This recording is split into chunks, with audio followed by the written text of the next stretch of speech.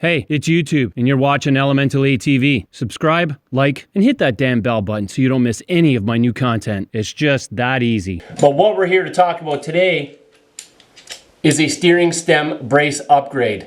Because I gotta be honest, the one that's on it, here's a story. So in the break-in period, it got about 200K, and I noticed that there was a small clunking in the front. And of course, I don't know much about this machine because I just got it. So, you know, I pissed around, found out what it was. Turns out it was the steering stem brace. Now they have it's not a poly bushing, it's almost like a hard rubber. Not quite poly, not quite rubber, it's kind of in between. And there's a little bit of play in there, and I thought that was quite strange. It was more of an up and down play, not a side to side like you would get possibly in the power steering. So I brought it up to the local dealer, and they assured me that it was normal.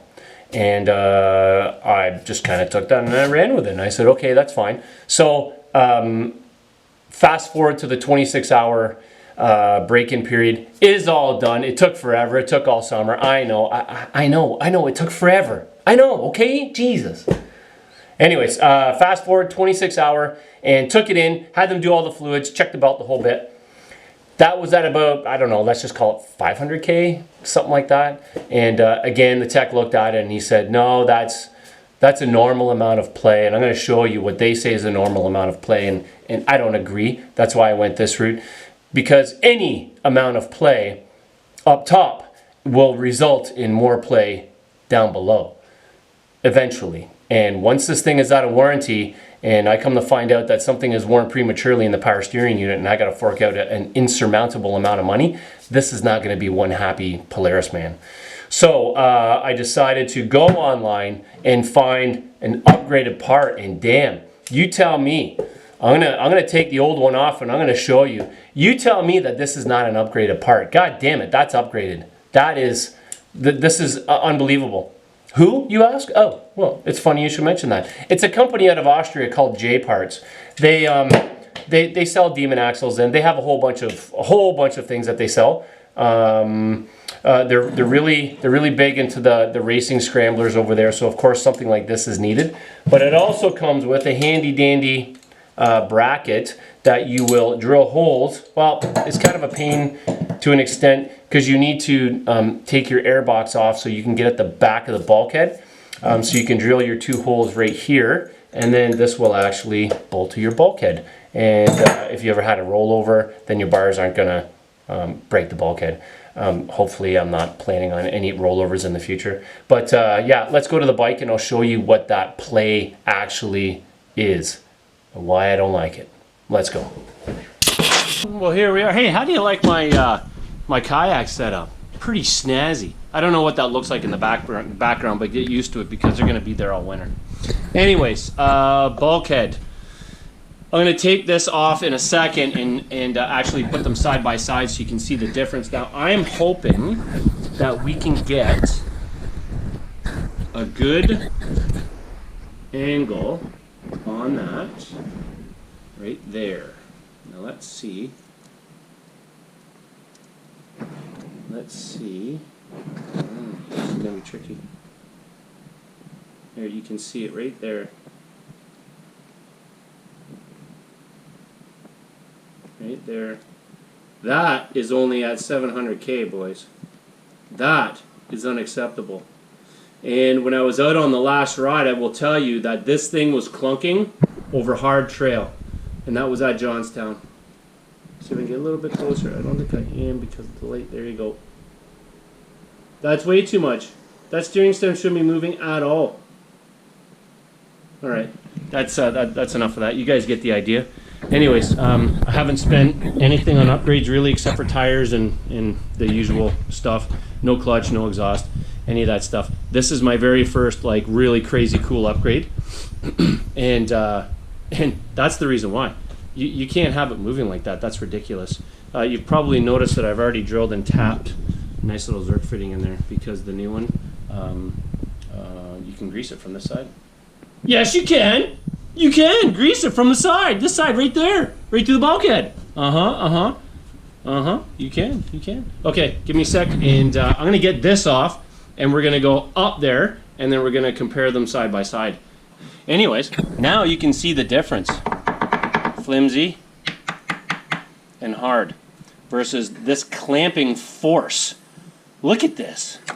Like, you can't even compare. This is a piece you'd use on some friggin' piping or something. It's garbage. It's flimsy. I can't imagine the deflection on that stupid thing as well. So anyways, you can bit of a difference there. Wouldn't you say, lads? Bit of a difference. Yeah. So now you can see why I did change that out. So their poly bushing here looks like it's pressed in as well. I would imagine that that this guy is available when that wears. You probably just use a heat gun, heat that up. It'll probably just pry right out, and then you'd be able to order another one and push it in and have a new one. So there you go. This one is old. That's I'm just gonna throw it. There's one. I'm gonna throw that one there. Yeah. I'm gonna throw it again. Yeah. Yeah. Okay. Throw it far away from my far away. Over there. Way over there. Okay. There you go. And this one's going in right now. So stick with it. Wait. Stick with me, not with it. And I'm gonna put it in. It literally will take 30 seconds. Look.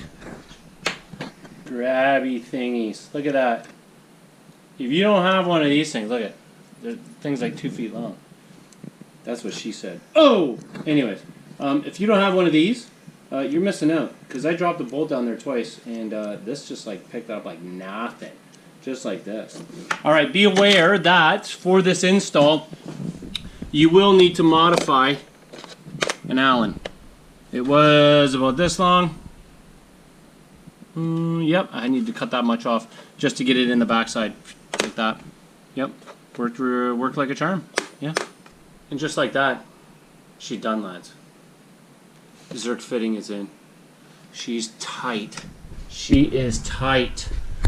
Look at. See if I can get some in here for you. Like there is zero movement there, zero. Amazing. A little note that when you are squeezing the grease in here, that there are small channels inside that poly bushing. Not a lot of grease is going to go in there. So if you start slamming the grease in it, it's going to start coming out up here, which is fine. But you only need to do it in very teeny tiny increments, just like that, just teeny tiny ones.